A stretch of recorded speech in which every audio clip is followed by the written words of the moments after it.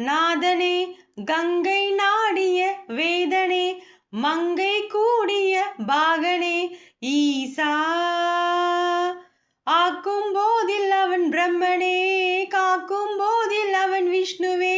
நீக்கும் போதில் அவன் ருத்ரனே ஈசா